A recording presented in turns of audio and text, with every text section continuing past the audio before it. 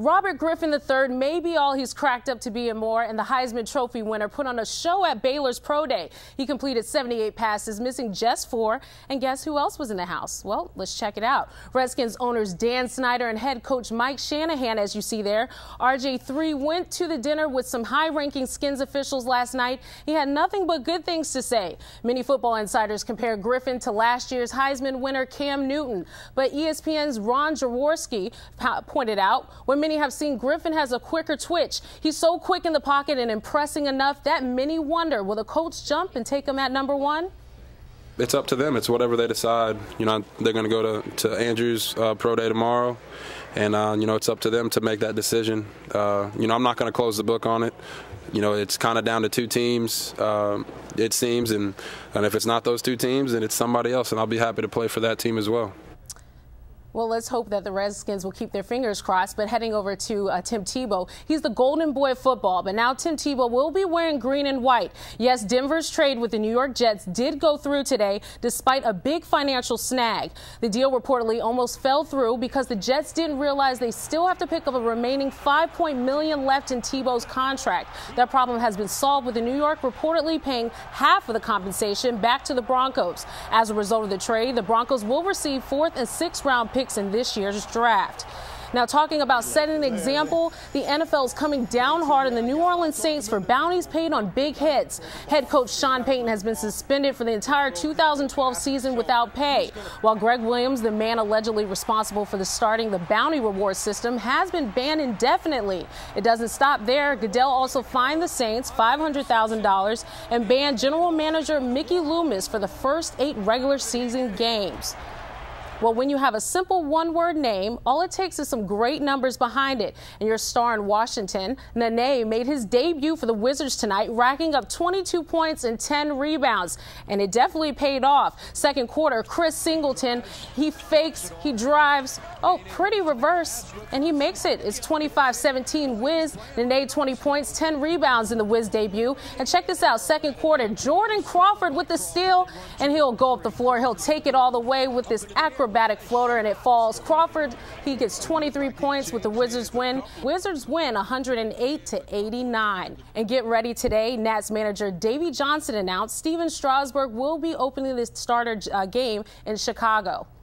And that's all for your sports. I'm Alexis Hatfield. Now that Eddie Goldman has selected Florida State, will he be able to transition his athleticism, power, and strength to make strides in the collegiate level? Maryland head football coach Randy Edsall finds promise in his freshman 2012 recruiting class as he finds pieces to his football puzzle in hopes of making a greater program in the ACC. Reporting at the University of Maryland, I'm Alexis Hatfield. Standing before a packed gym at Friendship Collegiate, Eddie Goldman clinches the podium for dear life as he prepares to make the biggest decision in his athletic career. This fall, I will attend Florida State University. As cheers roared through the gym, Eddie printed a big smile on his face after making a decision on a scale from 1 to 10, saying that this decision was a 10 in his book and one of the most difficult. It's a relief. It's where my heart was at, so I had to go. And his parents couldn't have been happier with their son's decision. That's not an adjective in the dictionary to describe this feeling or, how proud I am for him. I'm very proud of him, and I want other people to look at him as, a role model. With the pen and paper in hand, Eddie signed his name on the dotted line, solidifying his future with the Seminoles. This is the best place for me. Now that Eddie Goldman has selected Florida State, will he be able to transition his athleticism, power, and strength to make strides in the collegiate level? We'll have to find out. Reporting from Northeast Washington, D.C., I'm Alexis Hatfield. Magruder gets the ball into the hands of Matt Ricketts, and here he goes. He will shoot the long jumper, and it's good. He makes it look too easy. And here's Eleanor Roosevelt with the push up the floor for the fast break layup by Akil Charles for 2 points. Magruder looks like they're trapped to the corner by Roosevelt defense, but not for long as the ball is in the hands of Garland Owens for the slam dunk. Later in the game, Roosevelt offense is rejected by Garland Owens on this play. Nice block. And I guess this is payback. Magruder shoots the ball in the paint, and Roosevelt defense will reject this ball. And here's Akil Charles in the fast break again. He makes this mean crossover, and why not just take it yourself? He will make the 2-point bucket for Roosevelt. But Magruder comes back with a dribble up the middle and kick out to who in the corner? Justin Whitmer for the long three. And Magruder wins the 4A Maryland State title, 39-36. Magruder head coach Dan Norwood had a few words after the game. Roosevelt is an athletic team, and I thought, our offense really wasn't working tonight, but, in a game like that, the defense that we played, I thought was just tremendous. It's official. Peyton Manning is with the Denver Broncos, and he'll wear number 18, a number which has been retired from Frank Chapuka, but it's unretired for Manning. Peyton will make $18 million in 2012 and $20 million each of 2013 and 14. It's a 5-year deal worth $96 million total, and already the Super Bowl talk has begun. Premature at best, but Peyton has to knock off the rust, learn his new teammates, and a new system. But if anybody can do it, Peyton surely can.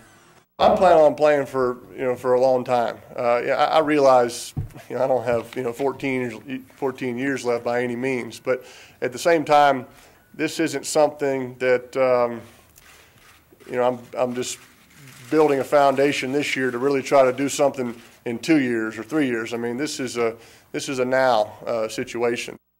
Now let's head over to college hoops. It's truly March Madness for the North Carolina Tar Heels as they lost Kendall Marshall to a fractured wrist last week. But I wouldn't count the Tar Heels out just yet, and I wouldn't just hand a win over to Ohio. Listen, Larry Drew left when he was a starting point guard, and Kendall Marshall took over. Now guard Dexter Strickland tore his ACL, which put more pressure on Marshall, and our freshman point guard Stillman will get his shot. But will Kendall Marshall try to play? Head coach Roy Williams doesn't know, and he doesn't want to talk about it. I tell you what, we'll do it this way. He's going to start the game, and he's going to play. All right, now what's going to happen Friday night? Damn liar, he told us all that stuff. All right, now if I say there is no way in Hades he's going to play, and he plays, what are y'all going to say? Well, why didn't he tell us that? You got me between a rock and a hard. I cannot give you any answers. And for some Lady Hoops, the Maryland Lady Terps advanced to the Sweet 16 after last night's action-packed win over Louisville. Lorene Mincy stepped up with 24 points, and Tiana Hawkins added 15 points and 14 rebounds. Maryland advances to the Sweet 16 to play the defending national champion Aggies of Texas A&M. We feel phenomenal. I mean, our conference play by itself prepared us for these moments. And so getting into a tough game like this in the second round and being able to pull it out just lets us know that we can hang in with anybody and that we're never out of a game. And for hockey fans, the Caps have now won 5 of their last 7 games. And last night they beat the stumbling Red Wings in Detroit. Alex Ovechkin had a couple of goals and an assist, and he led the way through perhaps the best period of hockey the Capitals have played all season. And while the Red Wings have lost 5 straight, the Great 8 led an up-tempo, high-octane, confident attack, and the Caps beat Detroit 5-3. Tiger Woods was back in action today. It's the first we've seen of Tiger since he withdrew from the last tournament with soreness in his Achilles. Woods shot a 3-under round of 69 today at Bay Hill. Tiger has won the tournament 6 times in his career, but right now he is 3 shots behind the leaders. And that's your 2-minute sports update. I'm Alexis Hatfield.